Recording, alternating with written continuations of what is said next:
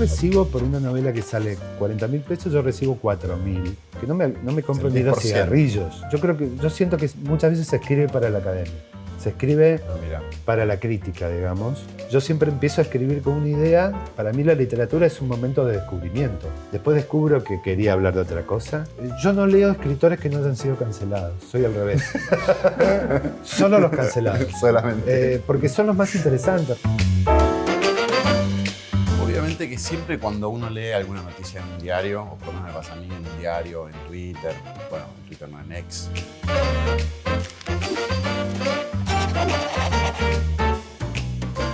a mí me hace acordar un poco a vos. Cuando la noticia es un poco extraña, está como atravesada por esos personajes como extraños, como raros, ¿viste? O donde no hay como un porqué, un para qué. Y cuando desclasificaron estos archivos de la NASA, que aparecieron supuestamente, bueno, tienen como extraterrestres y demás, obviamente que pensé en vos, y me sorprendió mucho esto de que no terminó de prender la noticia, digo, como viralmente, ¿no? Y pensé un poco en esto, de decir, bueno, ¿qué tan corrida está la vara de la ficción? Digo, como qué tan elevada está que una noticia que hubiéramos esperado, no sé, hace 5, 6, 8 años atrás, era como, bueno, por fin se reveló eso. Y ahora es como que, bueno, dale, ¿y el tomate cuánto está? O sea, ¿subió la nafta? ¿Qué onda? ¿Entendés? Digo, ¿está corrida la vara esa? ¿Está como muy subida la vara de la ficción? Puede ser por los locos tiempos que vivimos y también porque, por lo menos en mi caso, eso me había generado como una gran expectativa. Claro. Yo esperaba que apareciera Trump con un extraterrestre y dijera, él es el señor extraterrestre, les va a contar, claro. Porque surgió también el rumor de que se había juntado con líderes evangelistas de Estados Unidos, porque supuestamente la noticia iba a cambiar nuestro paradigma religioso. Claro. Pensé que nos iba a presentar a Dios. O sea, la creencia, íbamos a creer, o sea, nuestra creencia iba a cambiar por completo. Iba a cambiar por completo. Sí. Y de pronto se desclasifican y uno lo que ve son imágenes en blanco y negro de radar, de un puntito que se mueve, digamos. Hemos visto, lo que nos gusta el tema, hemos visto cosas mucho más inquietantes o claras. Sí. Que, bueno, el 95% serán falsas, pero hay un 5% que pueden llegar a ser verdad. Sí. Entonces, yo personalmente no necesitaba la confirmación de Trump. Claro. Y todo lo que había era una cosa un poquito más técnica.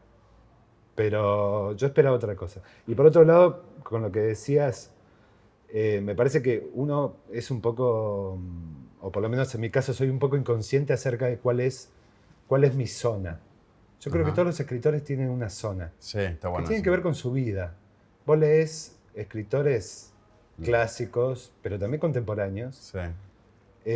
Y aunque estén protagonizados por otras personas, sus cuentos o novelas, siempre tienen cosas en común, porque pertenecen a una determinada zona. Una constante, decís. Una constante una constante. Que lo llamamos también estilo, claro. en un momento. Sí. Pero es como la zona de posibilidades que tiene un escritor, que no es infinita, ¿no? Está y bueno que hace eso. Un poco a tu biografía, digamos, sí, a claro. quién sos vos.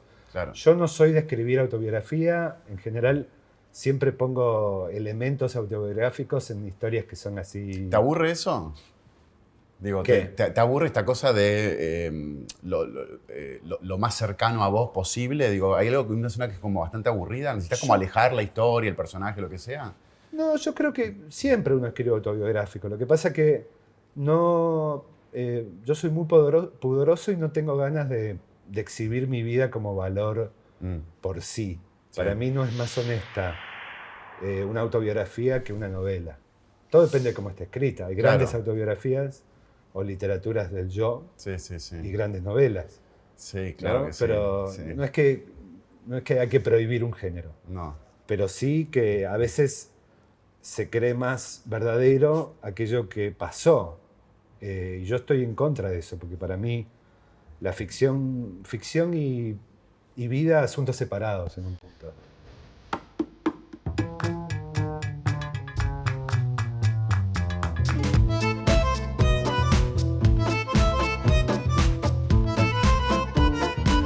Estaba pensando un poco eso, estaba pensando un poco en los géneros, ¿viste?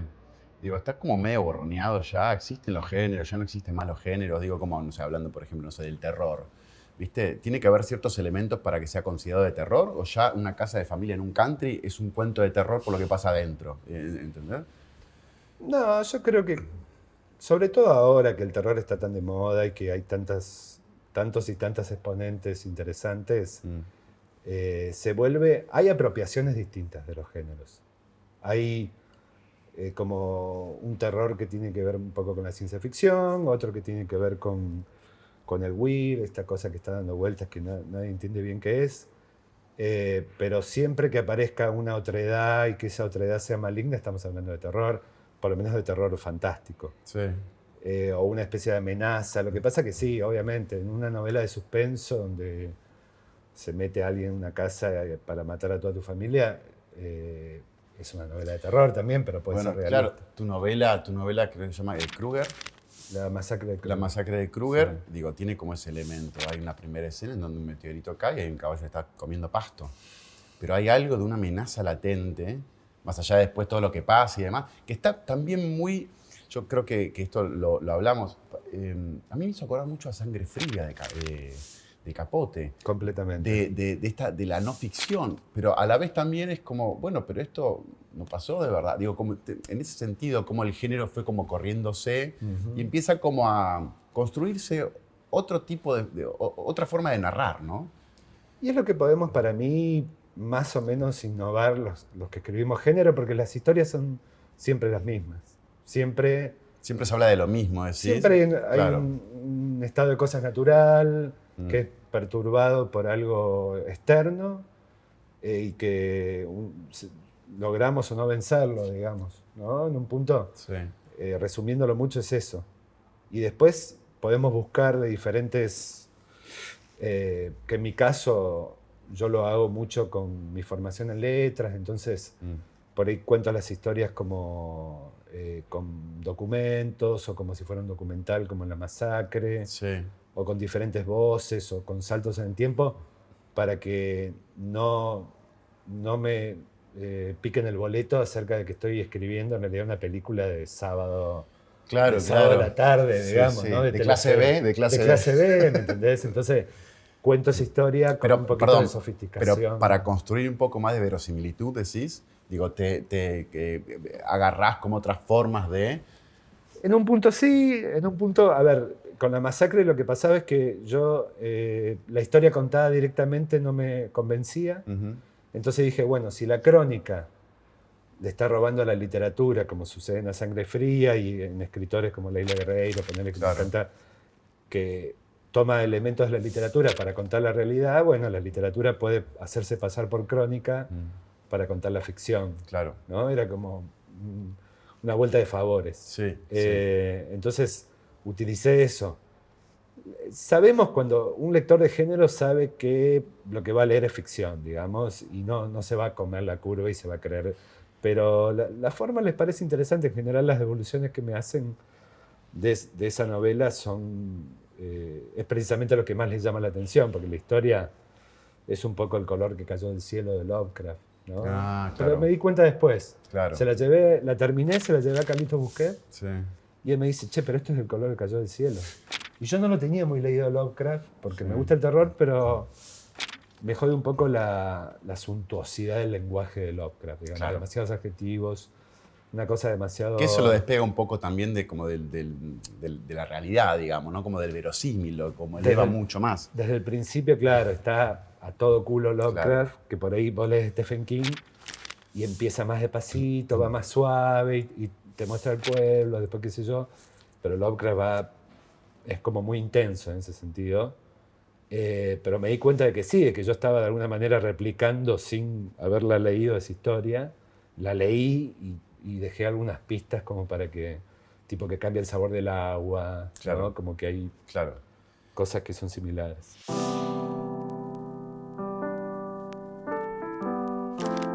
Hola, soy Julieta Correa, soy chica de prensa y voy a leer el comienzo de ¿Por qué son tan lindos los caballos?, una novela que escribí. Últimamente tengo la cabeza plana como la tierra. La que guarda los recuerdos de esta familia perdió la memoria y desde entonces nos encontramos todos en una especie de pausa que es como una meseta o una pared blanca. En realidad debería decir nos perdemos. Antes que recordar, como si pudiera, me pongo a transcribir frases sobre la memoria que escucho de casualidad o que busco impaciente alguna noche en mi computadora. Anoto anécdotas imprecisas, apenas inventadas, las frases nuevas, junto todo. ¿Para qué? Es como un recuerdo en tiempo presente. Claro que el recuerdo es presente. Para hacer algo. Estoy admirada de los que escriben sobre su vida, sus tragedias. Yo siento desesperanza, agotamiento, tristeza y mis apuntes son raquíticos. Pero quiero hacerlo, voy lento, pero insisto. Tomo apuntes, junto partes, hago el esfuerzo, algo tengo que hacer.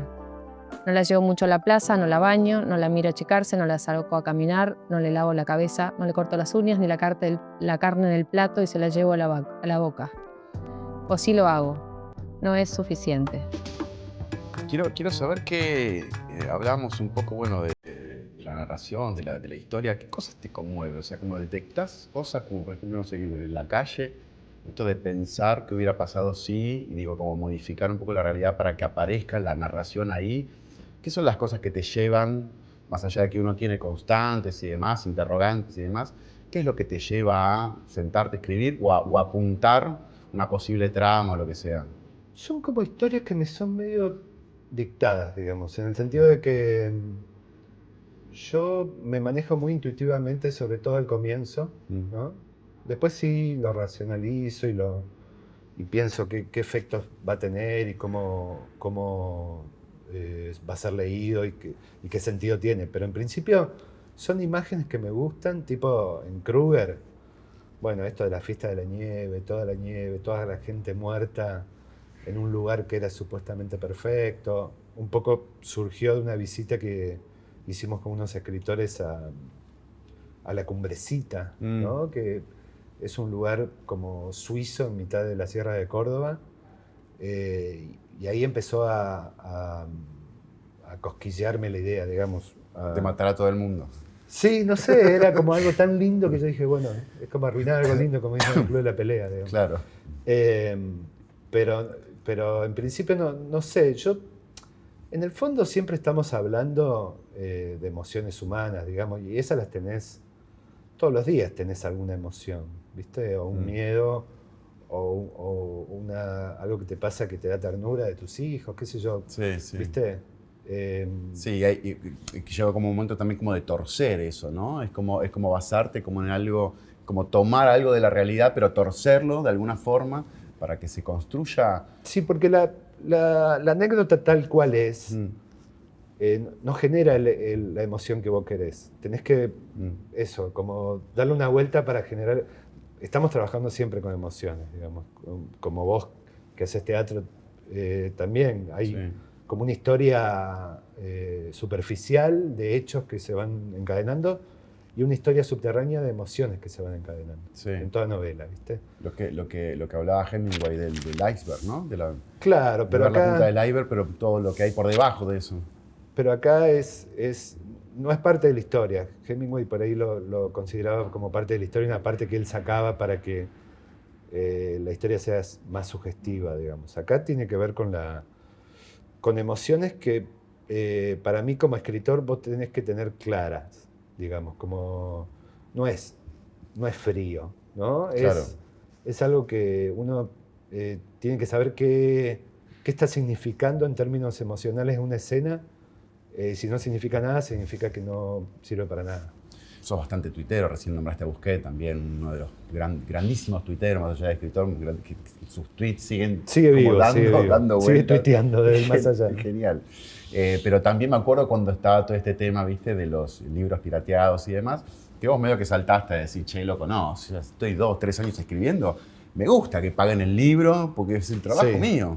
Sí, un tuit en contra de la piratería que era cada vez que piratean un libro mío, matan un gatito en un ritual satánico, una cosa así. Que era un chiste en realidad para mis pocos lectores, que no son tanto como mis seguidores, digamos. No creo, que sean tan pocos tus lectores. Pocos y fieles lectores. Y de pronto se armó un despelote que todo el mundo me empezó a putear. Voy a descargar tus libros y no los voy a leer, me decían. De todas formas, en este contexto, yo recibo por una novela que sale 40.000 pesos, yo recibo 4.000. que no me compro El ni 2 10%. cigarrillos Ujú. con una novela de 40.000 pesos. Sí. Entonces sí, les voy a dar permiso ahora para que me pirateen tranquilos. Este doble acto va a quedar grabado. A mí lo que me pasa, yo también pirateo, tengo que confesarlo, pero la experiencia de leer un libro en papel no es la misma que leer un libro en Kindle, digamos. Se me borra más el libro, tengo menos memoria y conciencia de haberlo leído. Para mí el papel sigue siendo indispensable. Obviamente con un Kindle escuchás hablar a un autor, te lo bajás y a los 5 minutos ya lo estás leyendo y eso es imposible, además me gastaría todo mi sueldo en eso, digamos. Porque es casi, como diría, como un poco mala palabra relacionar como o que el artista o el escritor en este caso no está mal que piense en la guita. Es la literatura argentina. Yo tengo esa teoría de que la literatura argentina es muy académica. Si vos ves, qué sé yo, Aira, ponele que es un escritor que hoy podemos pensar en el centro del canon, es imposible disfrutarlo para mí completamente si no tenés cierta formación académica, por más que sea muy divertido para escribir, igual depende de la novela, pero porque el chiste de Aira es de arte conceptual, digamos, es como escribir mucho, publicar mucho, no corregir, todas esas cuestiones que él trae sobre... Dicen que los títulos es como la primera oración del Word, o sea, como hay varios títulos de sus novelas o ensayos que son como las primeras palabras del Word. Puede ser. Lo que pasa es que, bueno, en general la literatura argentina, como no tiene un mercado fuerte, yo siento que muchas veces se escribe para la academia. Se escribe para la crítica, digamos. Y eso como que a un escritor de género como yo, o como Mariana, o como Samantha, que al mismo tiempo son leídos por la crítica, digamos. Es un poco raro, porque mínimamente tenemos que contar una historia y mínimamente tenemos que conformar un sentido. Digamos. No es que estamos todo el tiempo haciendo guiños a la academia, sino que también podemos ser leídos por personas de a pie. Claro. ¿No? Entonces, me pone en un lugar medio raro. Y supuestamente sí, en ese marco ganar plata con la literatura estaría mal, ¿no?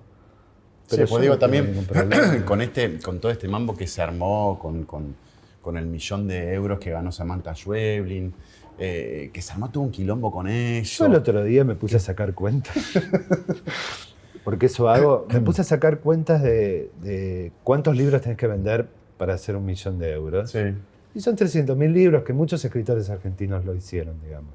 Lo raro es que sea una cuentista nata, que también tiene novelas, pero para mí le tira más el cuento a ella misma. Eso es lo raro, pero hay muchos escritores que ganaron esa plata, ¿no? Es como, estamos como pensando mal las cosas, digamos. Sí.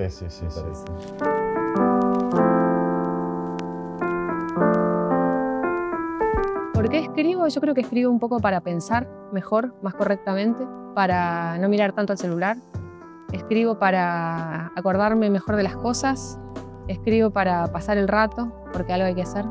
¿Para qué escribirían los demás? Yo creo que tendrían que escribir si les divierte y les da placer y les parece importante, porque hay que hacer las cosas que a uno le divierten y le parecen importantes. Pienso un poco también en el contexto que estamos viviendo y en la inteligencia artificial, en la fake news, en esta era como medio de posverdad y demás. ¿Cómo llevas todo eso? Digo, ¿qué pensás de la inteligencia artificial, por ejemplo, de escribir? ¿O usás inteligencia artificial? La uso para diseñar algunos personajes, digamos. Mira. Les tiro un par de tips a ver qué me tira. Siempre me parece que las primeras respuestas que te va a dar la inteligencia son como de muy medio pelo, digamos. Son bastante chotas. Limpias, inocentes. Son chotas. Son como lugares comunes. Claro. Pero te sirven para pensar, ¿no? Como que te sirve como punto de partida, digamos, para lo que puedes hacer vos. Para mí, un poco, para los escritores es como un diálogo. Viste que los escritores son como medio solitarios y tienen que pasar muchas horas solos ahí. Qué bueno que decís frente a la son y no pantalla. somos. Bueno, somos, ponele, pero... y tener un diálogo, Sí. por más que a veces sea lisonjero de su parte, si un poco la programás para que no lo sea, está bueno. Después, para escribir, es bastante floja todavía, ¿no? ¿Por qué? Y vos lo hacés escribir una página y es chota, porque, a ver, no tiene oído para la música verbal y porque es incapaz de encontrar una metáfora más o menos agradable o espontánea, fresca, ¿no? Siempre va a tener como sus limitaciones para mí. Porque además, ¿cómo va a trabajar con las emociones? Ya que estábamos hablando de eso. Si no las siente. Claro. ¿No? Las Sí, emociones las contradicciones también, ¿no? o las contradicciones Claro. no son como... Más allá de su conservadurismo progresista, que nadie se puede matar. Para un escritor de terror es la muerte. Claro. ¿no? Nadie se puede matar, nadie puede matar a nadie. Todos son buenos y cantan, digamos, como la escena de Pesadilla, digamos, como las chicas cantando. Claro. Eso es el terror para ella. Más allá de eso, las emociones me parece, esto es algo que yo le contaba a mi terapeuta, digamos, como que no vienen de a una sola, ¿viste? Son como una especie de lucha interna, Sí. ¿no? Entonces, ¿cómo mierda va a cachar eso una inteligencia artificial? Claro. Puede trabajar con otras cosas, pero ese trabajo, además, a mí me gusta hacerlo, yo nunca lo dejaría en manos tampoco estoy tan apurado, o necesito, porque además, a mí me pasa que yo siempre empiezo a escribir con una idea y para mí la literatura es un momento de descubrimiento. Después descubro que quería hablar de otra cosa, Claro. que la historia era otra, Claro. porque la fui buscando y fui apareciendo de esa manera. Y siempre para mí hay que tener la suficiente cantidad de ego como para dejar de lado la idea inicial y aceptar eso que estar permeable surgió en el texto, a lo que trae. que ni en pedo va a surgir con inteligencia. ¿Cómo es? ¿Sos disciplinado? Digo, ¿tenés rutina? ¿Cómo te sentás a escribir a la mañana? Sí. Siempre te veo subiendo fotos con mate a la mañana en el Sí, escritorio. dejo al más pequeño en el jardín y tipo 9 me siento hasta A lo que sea, a que no haya texto, a que esté. Siempre tengo texto porque siempre estoy como 5 novelas atrás de la que estoy escribiendo. Claro. O sea, siempre tengo ideas para... Me encanta, ideas de novelas, sobre todo ahora que estoy escribiendo mucho juvenil, Mira. y que son novelas que son más cortas y más centradas, que tienen menos paja, digamos, porque cuando por ahí escribís para adultos estás trabajando con otra expectativa. Claro. Pero a los chicos les gusta que les cuentes la maldita historia bien, que los emociones y que los impactes, digamos. Entonces es otro chip y a mí me divierte mucho hacerlo. ¿Hay como una fórmula? Digo, si yo, por ejemplo, te dijera, bueno, Luciano, vos ganaste el premio Clarín, de hecho. Sí. ¿Sabés? ¿Para ganar el premio Clarín? Para ganar el premio Clarín, para ganar algún premio literario. Digo, no, pero hay libros como, digo, que sabés que tenés como una cierta, si mezclo esto con esto, armo, estructuro esto y tac, tomá, tu bollo horneado. Yo si la supiera la estaría haciendo porque no tengo ningún problema ético, digamos, con hacerlo. Pero no la sé y cuando yo mandé la novela al Clarín, mi intención era sacar una mención, porque yo venía publicando un montón, entonces quería algo que la diferencie de las otras. Digo, pego mención, ni me imaginé que iba a ganar de verdad. Y fui ese día como... Muy bueno.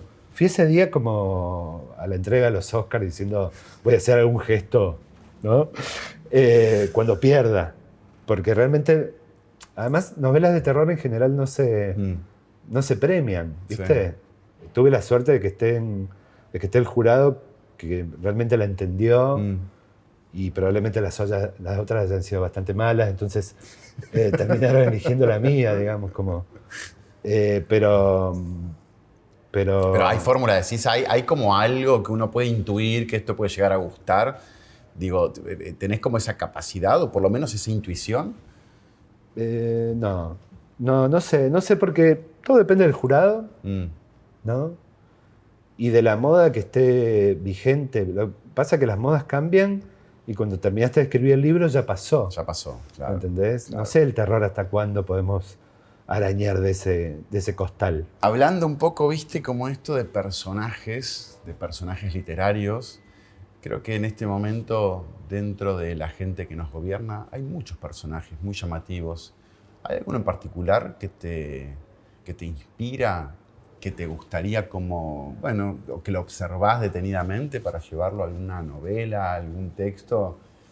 Literariamente estamos pensando, ¿eh? Literariamente. Es muy difícil escribir sobre el presente. Yo conozco 2 escritores. Uno es Fowell, que escribió Los Pichiciegos mientras sucedía la guerra. Y otro es Roberto Ar. Lo que pasa es que Roberto Ar es como dice Piglia, vos no sabés el nombre del presidente en la época de Roberto Ar, pero el espíritu de la época estaba en Roberto Ar. Claro. ¿Entendés? Entonces, mis alumnos están todos como locos diciendo, vamos a escribir sobre el mileísmo. Lo que pasa es que para mí, es necesaria una cierta distancia para escribir, o me descubro haciéndolo simbólicamente. ¿Entendés? Estoy escribiendo una novela juvenil sobre una invasión extraterrestre en un pueblo pequeño y me descubro pensando que tiene punto de contacto con esta cosa mesiánica demente que llega del espacio exterior.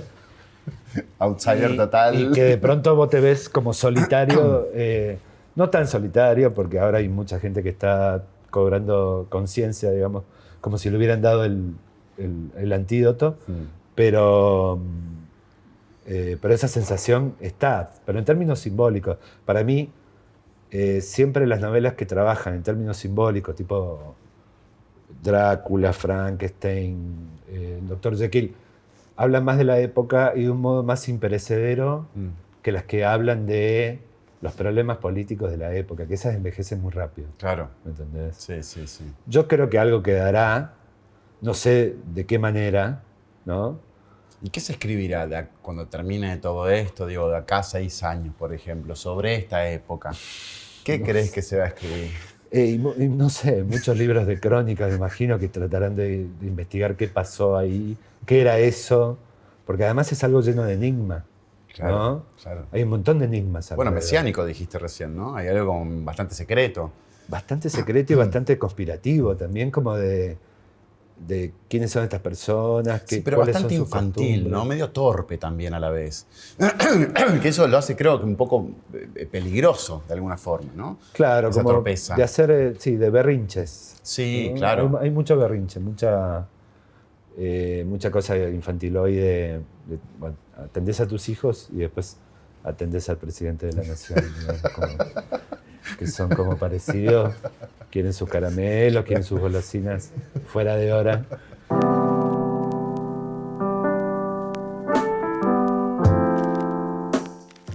¿Por qué leer?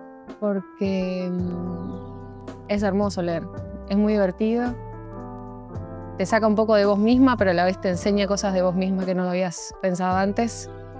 Es otra forma de ocupar el tiempo que vale la pena para mí, porque te saca de la neurosis o te enseña como a tener mejor neurosis, pero a estar más encariñada con tu propia neurosis, que creo que es algo que tenemos que aprender a hacer.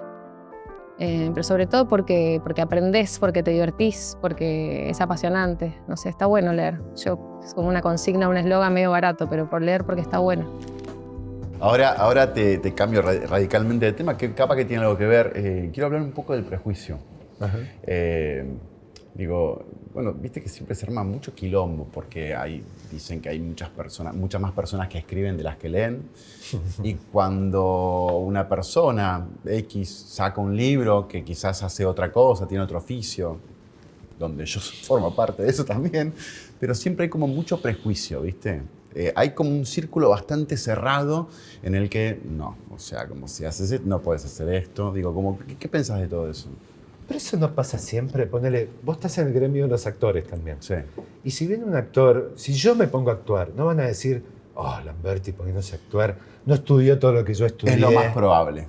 ¿No? Puede ser que sí, puede ser que sí, pero creo que la literatura está más ligada al estudio, a algo más Claro. inalcanzable, algo Pero más bueno, en teatro erudito. también. El teatro no. El teatro, digo, como... Es más corporal. Es más expresivo. Claro. ¿Entendés? Es como mucho más para afuera. Bueno, tiene un poco de gracia, tiene histrionismo.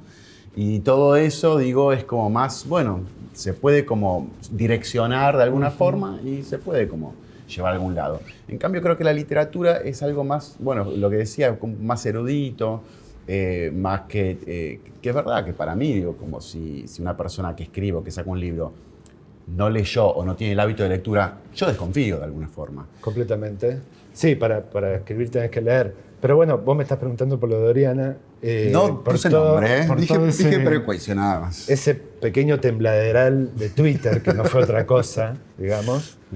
Y ahí hay algo muy machista en el fondo, digamos. Como que una chica linda no puede escribir un libro que esté bueno, ¿no? En el fondo me parece que tiene que ver con eso. Obviamente yo, desde mi cueva, ¿no? Como cazando una rata para alimentar a mi familia, estaba en esa misma situación. Pero cuando yo veo un acuerdo tan generalizado, tiendo a ponerme en contra inmediatamente porque me parece que eso es el síntoma de la boludez, digamos. Claro. ¿No? Entonces, claro.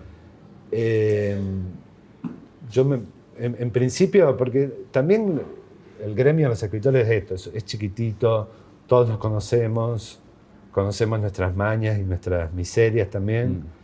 Y me parecía divertido pensar en qué podía salir de ahí. Yo le retuiteé la tapa al libro, después me llamaron para presentarlo, leí el libro, dije que sí, y estaba bueno, era divertido.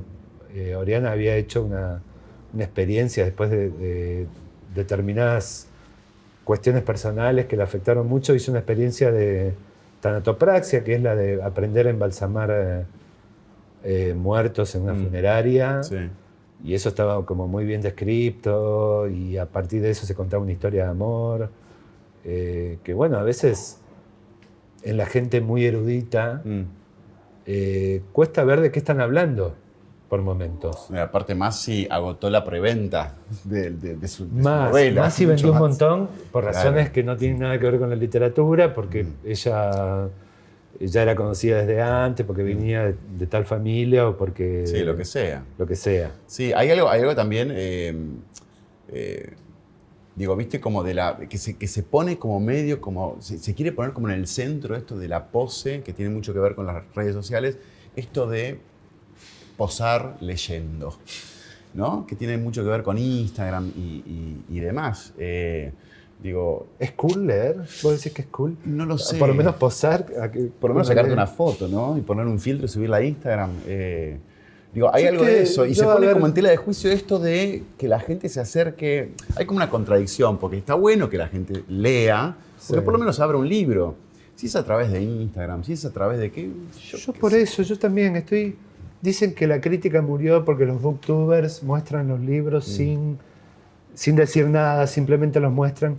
Pero los booktubers no quieren ser críticos, digamos. Los críticos están cazando las mismas ratas que yo, digamos, en la cueva. Sí. Y por alguna razón no hacen una revista y rompen todo, digamos. Claro. Que por ahí no ves tanta difusión por ese lado. O por lo menos los suplementos culturales. Yo cuando empecé, salir en un suplemento cultural era la forma de existir. Hoy hay hay un hype de las redes, digamos, para un libro. Sí, hay un consumo irónico también, que antes quizás no estaba, digo, claro. Pero hoy pasa más por ahí también. ¿Qué pasa por otro lado? Y yo me parece que está bueno y que hay que pensar en las reglas del juego antes que estar como refunfuñando.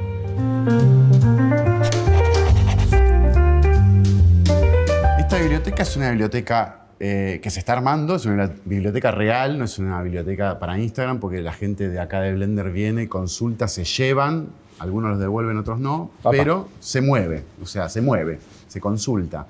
Y siempre les pedimos a los escritores y las escritoras que traigan recomendaciones. En este caso vos trajiste dos. Uno lo empecé a leer y el otro lo leí hace mucho. Sí. Me encantan. Y quiero saber, bueno, ¿por qué tus recomendaciones? ¿Quieres agarrarlos? Yo traje así lo mostramos. Bestiario de Cortázar. Qué chiquitito que es. Me acabo de dar cuenta. Sí. No sé, esta edición es muy chiquitita. Debe ser de bolsillo, mirá, de bolsillo. De bolsillo. Claro. Su primer libro de cuentos oficial, digamos, porque antes tuvo como otras cosas.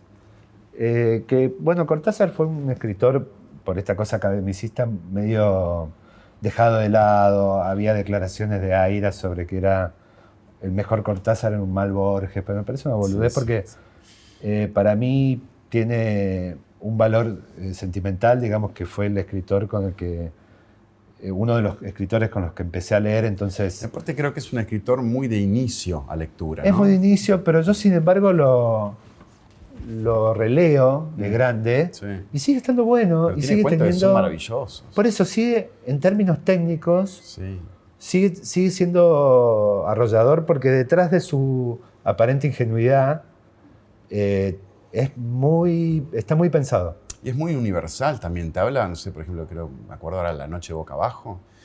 Boca arriba, sí. La noche boca arriba. Me parece como, digo, como es tan universal y te habla en algo tan breve, te habla de tanto, es tan profundo. Completamente, o incluso Continuidad de los Parques, que es el tipo que está leyendo. Claro, que después, exactamente. Que siempre es la misma historia con Cortázar, son dos mundos, este mundo y otro mundo, que se conectan de pronto a través de un puente, digamos. Y siempre está contando lo mismo y cada vez encuentra formas distintas para hacerlo y está siempre muy bien hecho. Bueno, obviamente que no, si lo trajiste, pero es un buen, no quiero usar la palabra consejo, pero digo, alguien que quiere empezar a leer, viste que siempre hay mucha gente que tiene ganas, tiene el deseo, no tengo el tiempo, no puedo, bla, bla, bla. Digo, Cortázar, ¿te parece que es un buen escritor como para meterse Depende en de el la hábito? edad, depende de la edad también, ¿no? A lo mejor, no sé cómo será leer a Cortázar por primera vez de grande. Yo lo leí en la primaria, me parece, y me partió la cabeza, pero puede ser una buena puerta de entrada si te gusta el fantástico, digamos, Claro. si estás dispuesto. Porque claro, cuando sos niño o joven, estás abierto al fantástico. Después cuesta un poco más. Sí. ¿Y me trajiste y el primero de una saga? El primero de una saga que si los de Blender leen este van a querer los otros, van a empezar a hacer Obvio. que tiene mapita, eso me encanta. Sí. ¿No? Tiene foto del autor y mapita. Blackwater, ¿cómo se llama? Michael McDowell, Blackwater. Son 6 libros, todos así. Me parecen Te hermosos. entran en el bolsillo. Tiene como relieve la tapa. Tiene relieve y parecen libros antiguos y cuentan la historia de 50 años en la vida de una familia. Un poco Michael McDowell lo podemos pensar dentro del gótico sureño, digamos, de escritores que trabajan el sur de Estados Unidos como un espacio significativo, como un espacio que tiene algo para dar más allá del paisaje. Sí. Es Sí, un que espacio de leyendas, de mitos. Exactamente, que es un protagonista más. Exacto. Y que, bueno, acá la saga empieza con una inundación en un pueblo, anega todo el pueblo y aparece un nuevo personaje que desequilibra todo. Y es un poco 100 años de soledad y un poco Stephen King, con el cual eran muy amigos. Y lo amé. Me hizo sentir de nuevo como un niño. Claro. No hay ningún juego literario, es simplemente un narrador que cuenta lo que pasa. Pero a veces necesito esa clase de narración pura, ¿no? Claro. Sí, de historia. De historia. Historia, solamente. Historia que en la literatura argentina es como supuestamente algo malo. Claro.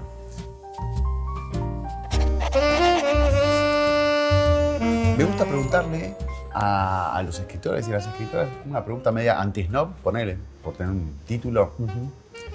¿Con qué clásico no pudiste?